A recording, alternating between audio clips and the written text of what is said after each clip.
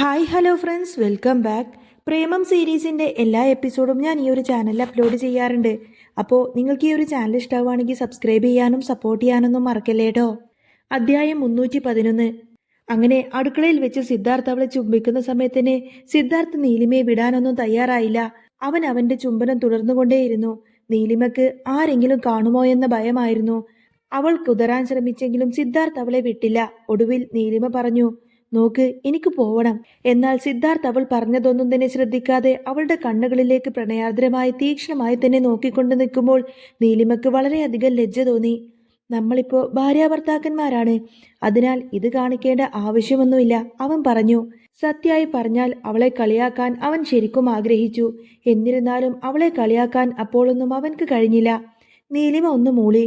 നമ്മൾ ഇവിടുത്തെ ദമ്പതികളാണ്, പിന്നെന്താ. മാത്രമല്ല, എനിക്ക് നിന്നെ ഇങ്ങനെ ചുംബിക്കാൻ തോന്നുന്നതൊക്കെ നീ ഇതുപോലെ നാണിച്ചിരുന്നാൽ എനിക്കത് ബുദ്ധിമുട്ടാകും. കേൾക്കുന്നുണ്ടോ? സിദ്ധാർത്ഥ ശബ്ദം താഴ്ത്തി പറഞ്ഞു.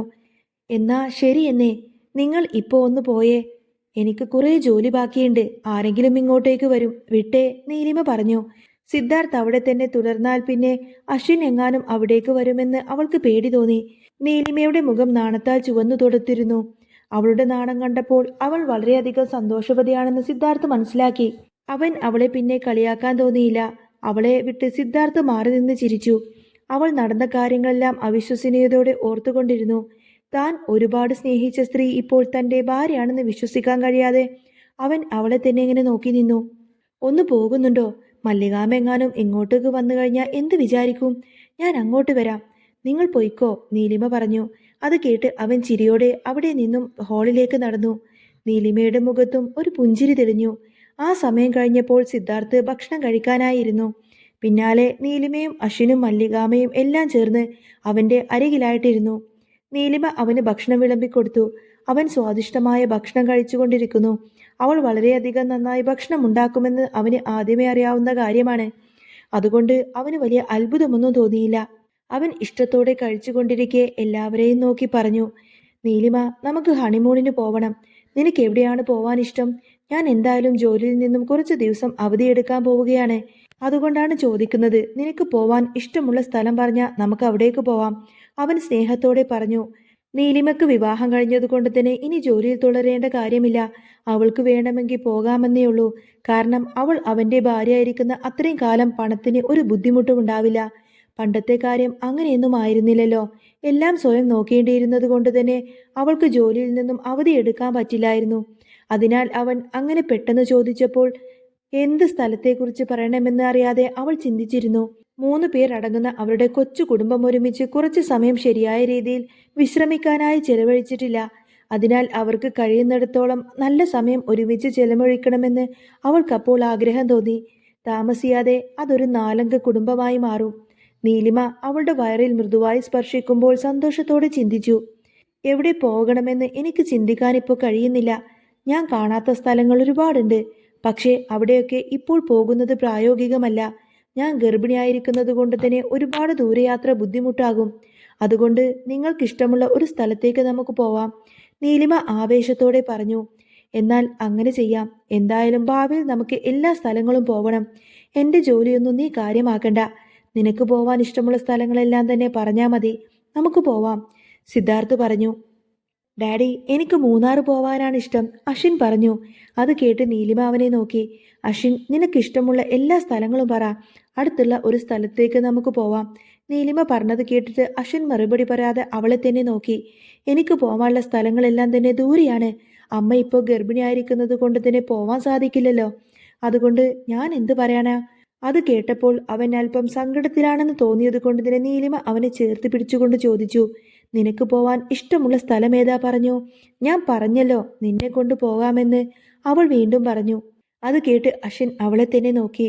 അവൻ അപ്പോൾ മനസ്സിൽ ചിന്തിച്ചത്, അമ്മക്ക് പോവാൻ ഇഷ്ടമുള്ള ഒരു സ്ഥലം പറഞ്ഞാൽ അവിടെ എന്തായാലും അച്ഛൻ കൊണ്ടുപോകും. അപ്പോൾ പിന്നെ അമ്മക്കും സന്തോഷമായിരിക്കുമെന്നായിരുന്നു. അവൻ അമ്മയുടെ സന്തോഷം മാത്രമാണ് ആഗ്രഹിക്കുന്നത്. അവൻ വളരെ പക്വതയുള്ള കുട്ടിയാണ്. എന്നാലും എവിടേക്ക് പോവണമെന്ന് പറയാനൊന്നും അവന് സാധിച്ചില്ല. അവൻ അതേക്കുറിച്ച് തന്നെ ചിന്തിച്ചു കൊണ്ടിരുന്നു. ഏത് സ്ഥലം പറയുമെന്നോർത്തപ്പോൾ പെട്ടെന്ന് മൂർച്ചയുള്ള ഒരു തലവേദന അവനെ ബാധിച്ചു. ഇതെന്താ എനിക്ക് പെട്ടെന്ന് ഇത്രയും വലിയ തലവേദന വരുന്നത്? അശ്വിൻ ചിന്തിച്ചു. വേദന അനുഭവപ്പെട്ടപ്പോൾ അശ്വിന്റെ മുഖം തന്നെ അങ്ങ് മാറി. അവന്റെ മുഖത്തെ ഭാവമാറ്റം നീലിമ ശ്രദ്ധിച്ചു. അച്ചു തലയിൽ കൈവച്ചത് കണ്ടപ്പോൾ അവന് നല്ല തലവേദനയുണ്ടെന്ന് അവൾക്ക് മനസ്സിലായി. അച്ചു, നിനക്കെന്താ കുഴപ്പം? നിനക്ക് എന്തു പറ്റി? നീലിമ ആശങ്കയോടെ അവനെ നോക്കി ചോദിച്ചു. അശ്വിൻ മറുപടി പറയാതെ തല തടവിക്കൊണ്ടിരുന്നു. അവന് വല്ലാത്ത തലവേദനയുണ്ടെന്ന് അത് കണ്ടിട്ട് അവർക്ക് തോന്നി. മറുപടി പോലും പറയാൻ കഴിയാത്ത രീതിയിൽ അച്ചു കുഴഞ്ഞു പോകുന്നത് പോലെ തോന്നിയപ്പോൾ നീലിമ നിലവിളിക്കാൻ ആരംഭിച്ചു. മോനെ, എന്തു പറ്റിയിടാ നിനക്ക്? അവൾ വേവലാതിയോടെ ചോദിച്ചു. അത് ശ്രദ്ധിച്ചപ്പോൾ മല്ലികാമയും സിദ്ധാർത്ഥും അവനെ നോക്കി. അവന്റെ മുഖഭാവം കണ്ടപ്പോൾ സിദ്ധാർത്ഥിന് വേവലാതി തോന്നി. പേടിക്കണ്ട, ഞാൻ ഡോക്ടറെ ഉടനെ തന്നെ വിളിക്കാം. കുഴപ്പമൊന്നും ഉണ്ടാവില്ല. നിങ്ങൾ ഇങ്ങനെ പേടിക്കാതിരിക്ക്. അവൻ മല്ലികാമയും നീലിമയും നോക്കിയാണ് അത് പറഞ്ഞത്. രണ്ടുപേർക്കും പക്ഷേ സമാധാനത്തോടെ ഇരിക്കാനൊന്നും കഴിഞ്ഞില്ല. അവർ അശ്വിനെക്കുറിച്ച് തന്നെയാണ് ചിന്തിച്ചത്. ഒരു കുഴപ്പവുമില്ലാതെ നിന്ന അവനെ പെട്ടെന്ന് എന്തു പറ്റിയെന്നാണ് രണ്ടുപേരും ചിന്തിച്ചത്. സിദ്ധാർത്ഥ് വളരെ ആശങ്കാകുലനായിരുന്നുവെങ്കിലും ശാന്തനായിരിക്കാൻ അവൻ പരമാവധി ശ്രമിച്ചു. അവൻ ഡോക്ടറെ വിളിച്ചു. ഡോക്ടർ, എൻ്റെ മോന് നല്ല തലവേദനയാണ്. അവന് പെട്ടെന്ന് എന്ത് സംഭവിച്ചു എന്നൊന്നും അറിയില്ല. ഉടനെ ഇങ്ങോട്ടൊന്ന് വരണം. അങ്ങോട്ടേക്ക് കൊണ്ടുപോവാനുള്ള സമയമൊന്നുമില്ല. അതുകൊണ്ടാണ് പറയുന്നത്, സിദ്ധാർത്ഥ് പറഞ്ഞു. അത് കേട്ട് മറുവശത്തെ ഡോക്ടർ ഉടനെ തന്നെ വരാമെന്ന് സമ്മതിച്ചതിന് ശേഷം ഫോണ് കട്ട് ചെയ്തു. കുറച്ച് മിനിറ്റുകൾക്ക് ശേഷം ഡോക്ടർ വന്നു. അവർ വേഗം അശ്വിനെ പരിശോധിച്ചു. ഇത് അശ്വിന് മുൻപ് നൽകിയിരുന്ന മരുന്നുകളുടെ പാർശ്വഫലമാണ്. സിദ്ധാർത്ഥിനെയും നീലിമയെയും ഗൗരവത്തോടെ നോക്കിക്കൊണ്ട് തന്നെ ഡോക്ടർ പറഞ്ഞു. അവൻ അത് പറഞ്ഞ നിമിഷം സിദ്ധാർത്ഥും നീലിമയ്ക്കും പെട്ടെന്നൊരു കാര്യം മനസ്സിലായി. അശ്വിൻ ജീവിതത്തിൽ ഒരുപാട് കാര്യങ്ങൾ അനുഭവിക്കേണ്ടി വന്നിട്ടുണ്ട്. അവളുടെ വീട്ടുകാർ അവനെ തട്ടിക്കൊണ്ടുപോയപ്പോഴും മറ്റും മരുന്നുകൾ കൊണ്ട് മയക്കിയിട്ടുണ്ട്. സിദ്ധാർത്ഥിന്റെ അമ്മയും അത് തന്നെയാണ് ചെയ്തത്. ഇതിന്റെ എല്ലാം പാർശ്വഫലമായിരിക്കും തലവേദന എന്നവർ ചിന്തിച്ചു. സർ, ഇതത്ര പ്രശ്നമുള്ള കാര്യമൊന്നുമല്ല. എങ്കിലും ഹോസ്പിറ്റലിൽ കൊണ്ടുപോയി ചികിത്സിക്കുന്നത് തന്നെയാണ് നല്ലത്. ഉടനെ തന്നെ അച്ഛനെ ഹോസ്പിറ്റലിലേക്ക് കൊണ്ടുപോവാം. അല്ലാതെ ഇവിടെ വെച്ച് ഒന്നും തന്നെ പറയാൻ സാധിക്കില്ല, ഡോക്ടർ പറഞ്ഞു. നീലിമ ആകാംക്ഷയോടെ സിദ്ധാർത്ഥിനെ നോക്കി. അദ്ദേഹം പറയുന്ന ഹോസ്പിറ്റലിലെ ഡോക്ടർ ഈ മേഖലയിൽ ഒരു വിദഗ്ധനാണെന്ന് സിദ്ധാർത്ഥിന് മനസ്സിലായി. അവൻ സമ്മതം മൂളി. അതിനാൽ അവർ അശ്വിനെ ഉടനെ തന്നെ ആശുപത്രിയിൽ എത്തിച്ചു.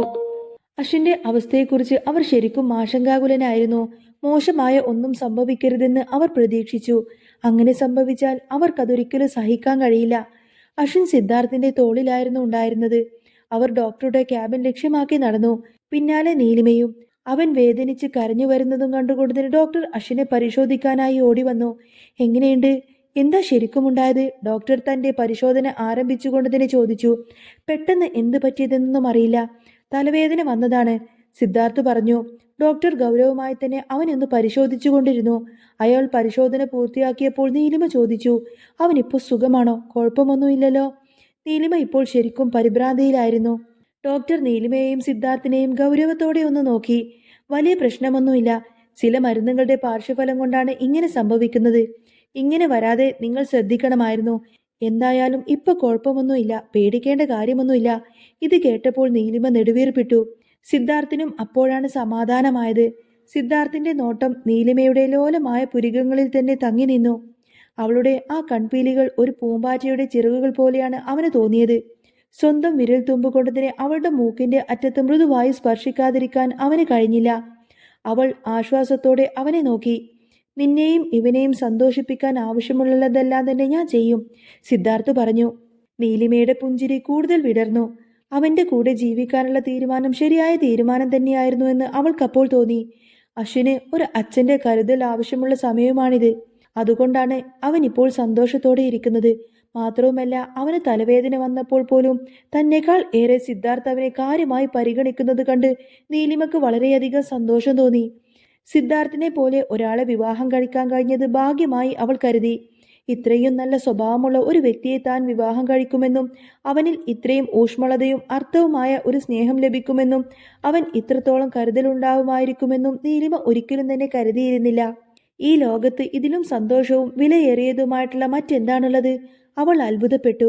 നീലിമ കണ്ണുകൾ അടച്ച് ചെറുതായി ഒന്ന് തലയുയർത്തി. അവളുടെ ചുണ്ടുകൾ സിദ്ധാർത്ഥിന്റെ ചുണ്ടിൽ ചെറുതായി ഒന്ന് ചുംബിച്ചു. അത് ഡോക്ടർ ശ്രദ്ധിച്ചിരുന്നില്ല. നന്ദി, എന്റെ ജീവിതത്തിന്റെ ഭാഗമായതിന്, അവൾ വളരെയധികം സ്നേഹത്തോടെ പറഞ്ഞു. നീലിമ തന്റെ ഹൃദയത്തിൽ കുത്തിവെക്കാൻ ആഗ്രഹിച്ചതുപോലെ സിദ്ധാർത്ഥ് അവളെ ഒന്ന് നോക്കി. അവൻ ഹോസ്പിറ്റലിൽ നിന്നും ഉടനെ തന്നെ തിരികെ എത്തി. അശ്വിൻ ഇപ്പോൾ അസുഖം ഏറെ ഭേദമായിരിക്കുന്നു. തിരികെ എത്തിയ ഉടനെ തന്നെ അവനെ മല്ലികാമ അടുക്കളയിലേക്ക് കൂട്ടിക്കൊണ്ടുപോയി. മല്ലികാമ്മ കൂട്ടിക്കൊണ്ടു പോകുന്നതിൻ്റെ ഇടയിലും അശ്വിൻ നീലിമയെ തിരിഞ്ഞു നോക്കുന്നുണ്ടായിരുന്നു. അമ്മക്ക് വിഷമമായി കാണുമോ എന്നായിരുന്നു അവന്റെ ചിന്ത. അവൻ ചിന്തിക്കുന്നത് എന്താണെന്ന് മനസ്സിലാക്കിക്കൊണ്ട് തന്നെ നീലിമ അവനെ നോക്കി സന്തോഷത്തോടെ പുഞ്ചിരിച്ചു. അവളുടെ വികാരങ്ങൾ അവനെ ബാധിക്കാൻ പാടില്ലെന്ന് അവൾ ചിന്തിച്ചിരുന്നു. മല്ലികാമ്മ അവനൊരു ഗ്ലാസ്സിൽ പായസം എടുത്തു കൊടുത്തു. ശേഷം അവർ അവിടേക്ക് തിരികെ ചെന്നു. അപ്പോൾ അശ്വിൻ പറഞ്ഞു, അമ്മ പേടിക്കണ്ട, എനിക്കിപ്പോൾ ഒരു കുഴപ്പമില്ല. എനിക്ക് ഇത്രയും കൂടി സുഖമായിട്ട് നമുക്ക് എവിടെയെങ്കിലുമൊക്കെ ടൂർ പോകണം. നേരത്തെ ഡാഡി പറഞ്ഞില്ലേ, അതിൻ്റെ കാര്യങ്ങളെക്കുറിച്ച് നമുക്ക് സംസാരിക്കണം, അശ്വിൻ പറഞ്ഞു. അശ്വിൻ്റെ തലവേദന മാറിയോ എന്ന് അറിയാത്തത് കൊണ്ട് തന്നെ അവൾക്ക് ആകാംക്ഷ തോന്നിയിരുന്നു. എങ്കിലും അവൾ അത് പുറമേ കാണിച്ചില്ല. അവനെ വിഷമിപ്പിക്കാൻ അവൾക്ക് താല്പര്യമുണ്ടായിരുന്നില്ല. അവൻ എവിടെയാണ് പണ്ട് ട്രിപ്പ് പോവാൻ ആഗ്രഹിച്ചിരുന്നതെന്ന് അവൾ ഗൗരവമായി തന്നെ ചിന്തിക്കാൻ തുടങ്ങി. പക്ഷേ ആ സന്തോഷം അധിക നേരമൊന്നും നീണ്ടു നിന്നില്ല. അശ്വിന് വീണ്ടും മയക്കം വന്നിട്ട് അവർ ഹോസ്പിറ്റലിലേക്ക് തിരികെ കൊണ്ടുപോവേണ്ടി വന്നു. ഡോക്ടർ അന്നത്തെ ദിവസം മുഴുവൻ അച്ചുവിനെ അവിടെ പരിശോധനയ്ക്ക് വേണ്ടി കിടത്താൻ ആവശ്യപ്പെട്ടു. അവന് നല്ല ക്ഷീണമുണ്ടെന്നും അത് മാറിയ ശേഷം പോവാമെന്നും ഡോക്ടർ പറഞ്ഞു. അതുകൊണ്ട് തന്നെ അവനെ മുറിയിലേക്ക് മാറ്റി. നീലിമ ആകെ പേടിച്ചിരിക്കുകയായിരുന്നു. അതിനാൽ അവൾക്ക് സ്വസ്ഥമായി ഇരിക്കാൻ പോലും സാധിച്ചില്ല. അവൾക്കൊപ്പം തന്നെ സിദ്ധാർത്ഥ് ഉണ്ടായിരിക്കുന്നതാണ് അവളുടെ ഏക ആശ്വാസം. അശ്വിൻ മയക്കത്തിലായിരുന്നു. അധികം താമസിയാതെ അവൻ ഗാഠനിദ്രയിലേക്ക് വഴുതി വീണു. സിദ്ധാർത്ഥ് നീലിമയെ ചേർത്ത് പിടിച്ചു. നീ വിഷമിക്കേണ്ട, ഞാൻ അവനെ നോക്കിക്കൊള്ളാം. അവൾ തലയാട്ടി. എന്നിരുന്നാലും നീലിമക്ക് അപ്പോഴും പൂർണ്ണമായിട്ട് വിശ്രമിക്കാനൊന്നും കഴിഞ്ഞില്ല. സിദ്ധാർത്ഥ്, നിങ്ങൾക്ക് എന്തു പറ്റിയെന്ന് മനസ്സിലാക്കാനാകുമോ? എനിക്ക് ശരിക്കും വിഷമം തോന്നുന്നുണ്ട്. ഈ കാര്യങ്ങളെക്കുറിച്ച് ചിന്തിക്കുമ്പോൾ എൻ്റെ ഹൃദയം വേദനിക്കുന്നു. അശ്വിന് ഇങ്ങനെയൊന്നും സംഭവിക്കാൻ ഞാൻ അനുവദിക്കില്ലായിരുന്നു. അവനെ ഞാൻ ശ്രദ്ധിക്കുമായിരുന്നു. എനിക്ക് വല്ലാതെ കുറ്റബോധം തോന്നുന്നുണ്ട്. ഞാൻ അവരെ വേണ്ട വിധത്തിലൊന്നും ശ്രദ്ധിച്ചില്ല, അവൾ സങ്കടത്തോടെ പറഞ്ഞു. സിദ്ധാർത്ഥിന് അവളെ കണ്ടപ്പോൾ സങ്കടം തോന്നി. അവൻ അവളെ കൂടുതൽ മുറുക്കി കെട്ടിപ്പിടിച്ചു. നീലിമ, ഇതൊരിക്കലും നിന്റെ തെറ്റൊന്നുമല്ല. നീ ഒട്ടും വിഷമിക്കേണ്ട കാര്യമില്ല. ആരാ അവനോട് ഇങ്ങനെ കാണിച്ചതെന്നൊക്കെ ഞാൻ കണ്ടുപിടിക്കും. അവൻ എൻ്റെയും മകൻ തന്നെയല്ലേ. എല്ലാം ശരിയാകുമെന്ന് ഞാൻ ഉറപ്പു തരാം, അവൻ പറഞ്ഞു. സിദ്ധാർത്ഥ് പറഞ്ഞത് കേട്ടിട്ട് നീലിമ അവനെ തന്നെ നോക്കി. എന്തൊക്കെ തന്നെ പറഞ്ഞാലും ഞാൻ കാരണം തന്നെയല്ലേ എൻ്റെ മകൻ ഈ ഒരു ഭൂമിയിലേക്ക് വരേണ്ടി വന്നത്. അവൻ ഒരു തെറ്റും ചെയ്തിട്ടില്ല. എന്നിട്ടും അവൻ ഒരുപാട് കാര്യങ്ങൾ അനുഭവിക്കേണ്ടി വരുന്നുണ്ട്. എൻ്റെ മോൻ എന്ത് തെറ്റാ ചെയ്തത്? അവൻ വെറും ഒരു പാപിയാണ്. എന്നോട് ഇങ്ങനെയൊക്കെ ആരാ കാണിക്കുന്നത്? ഇപ്പോൾ തന്നെ ഈ മരുന്ന് എങ്ങനെയാണ് അവൻ്റെ ഉള്ളിൽ വന്നതെന്നൊന്നും എനിക്കറിയില്ല. എനിക്കറിയാവുന്നത് ചിലപ്പോൾ അവനെ ആരെങ്കിലും തട്ടിക്കൊണ്ടുപോവാൻ ശ്രമിച്ച സമയത്ത് വെച്ച് കൊടുത്തതാണ് എന്ന് മാത്രമാണ്. എനിക്കൊന്നും വ്യക്തമായിട്ട് മനസ്സിലാവുന്നില്ല. ഇങ്ങനെ ശിക്ഷ അനുഭവിക്കാൻ ഞാൻ ആരോട് എന്ത് തെറ്റാണ് ചെയ്തത്?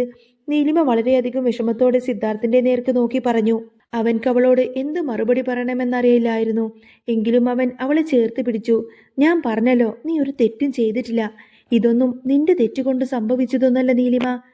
അത്ര മാത്രമേ അവൻ പറഞ്ഞുള്ളൂ. അശ്വിൻ അപ്പോഴും മയക്കത്തിൽ തന്നെയായിരുന്നു. അങ്ങനെ അശ്വിന്റെ അസുഖം കൊണ്ട് തന്നെ ആകെ വിഷമിച്ചിരിക്കുന്ന സിദ്ധാർത്ഥിനെയും നീലിമയും കാണിച്ചുകൊണ്ടാണ് കേട്ടോ ഇന്നത്തെ ഈ ഒരു എപ്പിസോഡ് പൂർണ്ണമാവുന്നത്. അപ്പോൾ നിങ്ങൾക്ക് ഈ ഒരു ചാനൽ ഇഷ്ടമാവുകയാണെന്നുണ്ടെങ്കിൽ എന്നും ഇതേപോലെ തന്നെ റിവ്യൂസൊക്കെ കേൾക്കാൻ താല്പര്യമുണ്ടെങ്കിൽ തീർച്ചയായിട്ടും നിങ്ങൾ എൻ്റെ ചാനൽ സബ്സ്ക്രൈബ് ചെയ്ത് സപ്പോർട്ട് ചെയ്യാൻ മറക്കല്ലേ.